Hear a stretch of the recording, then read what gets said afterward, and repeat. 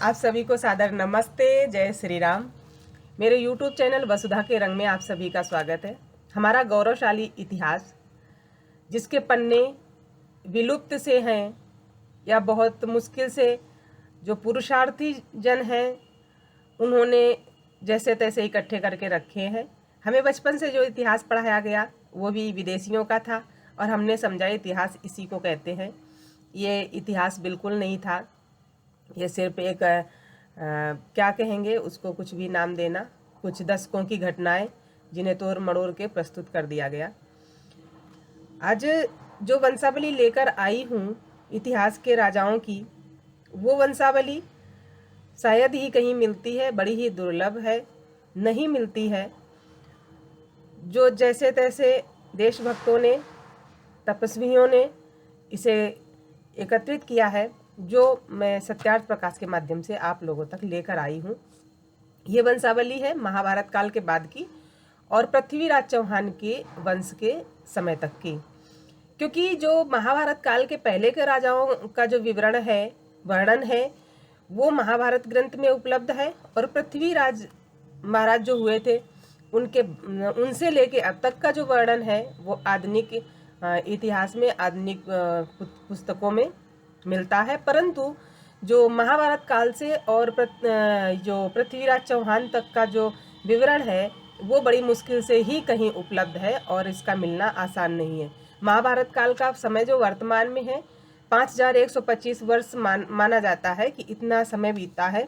और जो ये वंशावली है, स्वामी दयानंद सरस्वती ने जो ये वंशावली प्रस्तुत की है, 4157 वर्ष 9 मास और 14 दिन की वंशावली प्रस्तुत की है। इसके बाद की जो भी रिकॉर्ड है वो आधुनिक पुस्तकों में उपलब्ध है। स्वामी जी ने, क्योंकि वो बिना प्रमाण की बात नहीं करते हैं, पहले प्रमाण एकत्रित करते हैं उसके बाद बात करते हैं, तो स्वामी जी ने ये वंशावली कहाँ से एकत्रित की है उसके बारे में वो परिचय देते हैं कि यद्यपि ये विषय विद्यार्थी सम्मिलित हरिश्चंद्रिका और मोहन चंद्रिका, जो कि पाक्षिक पत्र श्रीनाथ द्वारे से निकलता था, जो राजपुताना देश, मेवाड़, राज उदयपुर, चित्तौड़गढ़ सबको विदित है, ये उससे हमने अनुवाद किया है। यदि ऐसे ही हमारे आर्य सज्जन लोग इतिहास और विद्या पुस्तकों का खोज कर प्रकाश करेंगे तो देश को बड़ा ही लाभ पहुंचेगा।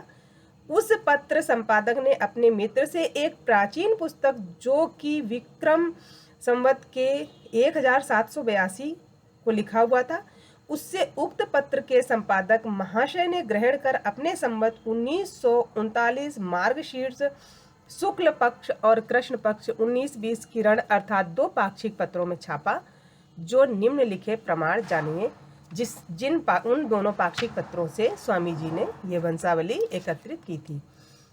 तो स्वामी जी ये वंशावली है जो ये महाराज युधिष्ठिर से लेके महाराज यशपाल तक की वंशावली बताते हैं। पीढ़ी 124, और इन लोगों का जो पूरी 124 पीढ़ियों का जो समय है राजकाल का, वो 4157 वर्ष 9 माह और 14 दिन का समय है।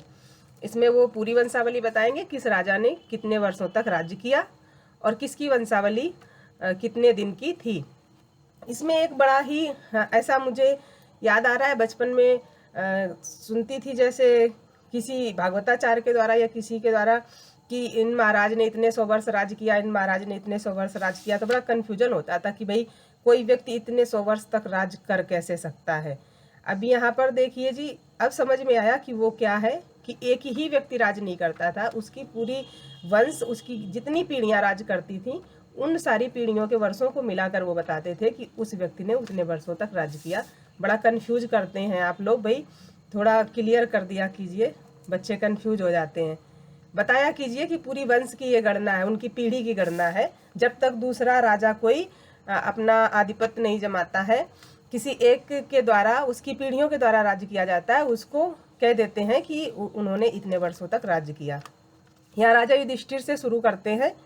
राजा युधिष्ठिर ने 36 वर्ष 8 मास 25 दिन राज किया। राजा परीक्षित 60 वर्ष, राजा जन्मेजय 84 वर्ष 7 माह 23 दिन, राजा अश्वमेध 82 वर्ष 8 माह 22 दिन, द्वितीय राम 88 वर्ष 2 माह 8 दिन, छत्रमल 81 वर्ष 11 माह 27 दिन, चित्ररथ 75 वर्ष 3 माह 18 दिन। दुष्ट शैल्य 75 वर्ष 10 माह 24 दिन। राजा उग्रसेन 78 वर्ष 7 माह 21 दिन। राजा शूरसेन 78 वर्ष 7 माह 21 दिन। भुवनपति 69 वर्ष 5 माह 5 दिन। रणजीत 65 वर्ष 10 माह 4 दिन। रिरक्षक 64 वर्ष 7 माह 4 दिन। सुखदेव 62 वर्ष 24 दिन। नरहरिदेव 51 वर्ष 10 माह 2 दिन। सुचिरथ 42 वर्ष 11 माह 2 दिन। सूरसेन द्वितीय 58 वर्ष 10 माह 8 दिन। पर्वतसेन 55 वर्ष 8 माह 10 दिन। मेधावी 52 वर्ष 10 माह 10 दिन। सोनचीर 50 वर्ष 8 माह 21 दिन। भीमदेव 47 वर्ष 9 माह 20 दिन। नरहरिदेव 45 वर्ष 11 माह 23 दिन। पूर्णमल 44 वर्ष 8 माह 27 दिन। करदवी 44 वर्ष 10 माह 8 दिन। अलम्बिक 50 वर्ष 11 माह 8 दिन। उदयपाल 38 वर्ष 9 माह। दुवनमल 40 वर्ष 10 माह 26 दिन। दमात 32 वर्ष। भीमपाल 58 वर्ष 5 माह 8 दिन। क्षेमक 48 वर्ष 11 माह 21 दिन। ये महाराज युधिष्ठिर की वंशावली थी। यहाँ तक महाराज युधिष्ठिर की वंशावली ने राज्य किया। इसके बाद राजा क्षेमक का जो प्रधान था विश्रवा, इन्होंने राजा क्षेमक को मारकर राज्य किया। इनकी 14 पीढ़ियों ने राज्य किया। महाराजा युधिष्ठिर की 30 पीढ़ियों ने राज्य किया। जो विश्रवा है इनकी 14 पीढ़ियों ने राज्य किया 500 वर्ष तक।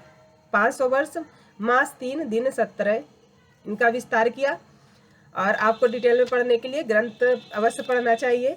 यहाँ पर आगे मैं केवल नाम बता दे रही हूँ, बाकी समय इत्यादि पढ़ने के लिए आपको स्वयं पढ़ना पड़ेगा। तो ये 14 पीढ़ियों ने, विश्रवा के 14 पीढ़ियों ने राज्य किया है 500 वर्षों तक। इनके राजा थे आर्य राजा विश्रवा, पुरसेनी, वीरसेनी, अनंगशाही, हरजित, परमसेनी, सुखपाताल, कद्रुत, सज्ज, अमरचूर्ण, अमीपाल, दशरथ, वीरसाल सेन। ये विश्रवा का वंश था। पीढ़ियां थी 14 जो वीरसाल सेन से खत्म हुई। वीरसाल सेन को वीर महाप्रधान ने मारकर राज किया। इनके वंश ने किया 16 पीढ़ी वंश ने किया। और इनका राज्य जो था वो 445 वर्ष 5 मास और 3 दिन का विस्तार था। इनमें ये जो वीर महा है, इनके पीढ़ी के जो आर्य राजा हुए उनका नाम इस प्रकार है।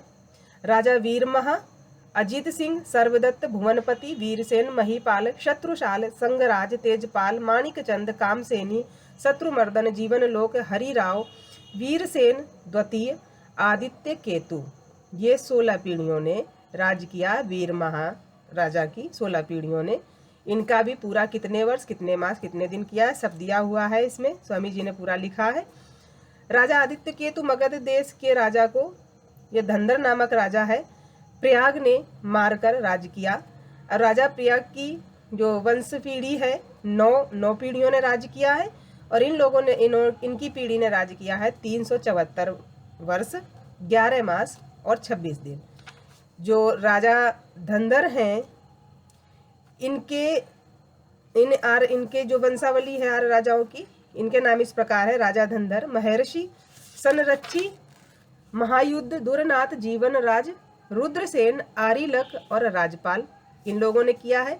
राजपाल के सामंत जो महानपाल ने मारकर स्वयं राजा बना, इनकी केवल एक पीढ़ी ने राज किया है जो 14 वर्ष का था। और इसके बाद राजा विक्रमादित्य का राज आया। राजा विक्रमादित्य ने अवंतिका पर चढ़ाई, यानी कि वर्तमान में उज्जैन, उस पर चढ़ाई करके महानपाल को मार के वहां पर विजय प्राप्त करके अपना राज्य का विस्तार किया। और इनका जो राजकाल था राजा विक्रमादित्य का, वो 93 वर्ष का था। राजा विक्रमादित्य को शालिवाहन का उमराव समुद्रपाल योगी पैठण के ने मारकर राज्य किया। शालिवाहन की 16 पीढ़ियों ने राज्य किया। वर्ष 372, मास 4, दिन 27। इनका विस्तार इस प्रकार है। शालिवाहन राजा जो आर्य राजा थे उनका, इनकी पीढ़ी में हुए समुद्रपाल, चंद्रपाल, साह्यपाल, देवपाल, नरसिंहपाल, सामपाल, रघुपाल, गोविंदपाल, अमृतपाल, बलीपाल, महीपाल, हरिपाल, शीशपाल, मदनपाल, कर्मपाल, विक्रमपाल। शीशपाल को भीमपाल भी लिखा है कहीं कहीं, ऐसा इसमें लिख रहे हैं। राजा विक्रमपाल ने पश्चिम दिशा का राजा मलुक चंद बोरा था, इन पर चढ़ाई कर दी। लड़ाई में मलुक चंद ने विक्रमपाल को मारकर इंद्रप्रस्थ पर राज किया। इनकी 10 पीढ़ियों ने राज किया। इन्होंने राज किया 191 वर्ष 1 माह 16 दिन। इनका राज विस्तार इस प्रकार है। इनके राजा इस तरह थे: मलुक चंद, विक्रम चंद, अमीन चंद, रामचंद, हरिचंद, कल्याण चंद, भीमचंद, लोभचंद, गोविंद चंद और रानी पद्मावती। रानी पद्मावती इनका 1 साल का राजकाल था और ये मर गई थी, इनके कोई पुत्र नहीं था। तो इसके बाद सबने आपस में सलाह करके हरिप्रेम बैरागी को गद्दी पर बिठाया। हरिप्रेम बैरागी इनकी 4 पीढ़ियों ने राज किया, 50 वर्ष और 21 दिन। हरिप्रेम बैरागी का विस्तार इस प्रकार है: हरिप्रेम, गोविंद प्रेम, गोपाल प्रेम, महाबाहु। और महाबाहु राज्य को छोड़ के तपश्चर्या करने चले गए। उसके बाद बंगाल के राजा आदिसेन ने यह बात सुन के अपने आप आके इंद्रप्रस्थ यानी दिल्ली पर राज्य करने लगे। इनकी 12 पीढ़ियों ने 151 वर्ष 11 माह 2 दिन का राज्य विस्तार किया। इनकी जो भी पीढ़ी के राजा हुए वो हुए राजा आदिसेन, बिलावल सेन, केशव सेन, मादसेन, मयूर सेन, भीमसेन, कल्याण सेन, हरिसेन, क्षेमसेन, नारायण सेन, लक्ष्मी सेन, दामोदर सेन। 12 पीढ़ियां हुई, 12 राजाओं ने राज्य किया। दामोदर सेन के बाद अपने दामोदर सेन जो थे इनके उमराव के साथ नहीं पटी, कहते हैं बहुत दुख दिया और बाद में दोनों में आपस में लड़ाई हुई। उस लड़ाई में राजा को मारकर दीप सिंह राज करने लगे। दीप सिंह की 6 पीढ़ियों ने राज किया। 6 पीढ़ियों ने 107 वर्ष 6 माह 22 दिन तक राज्य का विस्तार किया। इन 8 राजाओं की जो वंशावली है वो इस प्रकार है: दीप सिंह, राज सिंह, रण सिंह, नर सिंह, हरि सिंह और जीवन सिंह। राजा जीवन सिंह ने कुछ कारण के लिए अपनी सब सेना उत्तर दिशा भेज दी। ये खबर पृथ्वीराज चौहान यानी बैराट के राजा सुनकर जीवन सिंह के ऊपर चढ़ाई करके आए और लड़ाई में जीवन सिंह को मारकर इंद्रप्रस्थ का राज्य किया। और इनकी 5 पीढ़ी वर्ष 86 और 20 दिन तक अपने राज्य का विस्तार किया। पृथ्वीराज के बारे में हम सब लोगों ने सुना ही है, यहाँ से हमें सारा इतिहास मिल जाता है। पृथ्वीराज तक की बात आ गई। अभी पृथ्वीराज के बाद यहाँ तक कि 8 राजाओं की सारी श्रेणी चल रही है, महाभारत काल से लेके अभी तक की, युधिष्ठिर राजा से लेके पृथ्वीराज तक की। और पृथ्वीराज राजा के समय में इनकी 5 पीढ़ियों ने राज किया है। इनके 5 पीढ़ियों के राजाओं के नाम इस प्रकार है: पृथ्वीराज जिन्होंने 12 वर्ष 2 माह और 19 दिन राज किया है। उसके बाद अभयपाल ने 14 वर्ष 5 माह 17 दिन राज किया है। दुर्जनपाल ने 11 वर्ष 4 माह 14 दिन राज किया है। उदयपाल ने 11 वर्ष 7 माह 3 दिन राज किया। और यशपाल जो अंत 8 राजा हुए अंतिम, उन्होंने 36 वर्ष 4 माह 27 दिन राज्य किया है। इसके बाद यशपाल के ऊपर सुल्तान शहाबुद्दीन गौरीगढ़ गजनी ने चढ़ाई करके आया।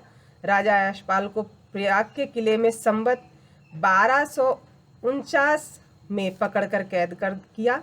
पश्चात इंद्रप्रस्थ अर्थात दिल्ली का राज वो स्वयं सुल्तान बन गया और राज करने लगा। और उसकी 53 पीढ़ी वर्ष 745 मास 1 और दिन 17 तक विस्तार किया, जो कि हमें इतिहास में मिलता है। पूरा विस्तार पृथ्वीराज चौहान के बारे में हमें पता ही है कि किस तरह से उन्होंने बार बार क्षमा किया था और उसके बाद उनको मारा गया, अंधा किया गया, जो भी किया गया उनका सारा इतिहास हमको मिलता है।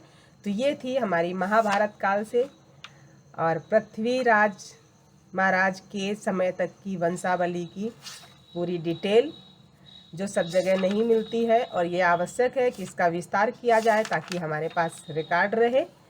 और आगे लाऊंगी मैं 12वां समुल्लास।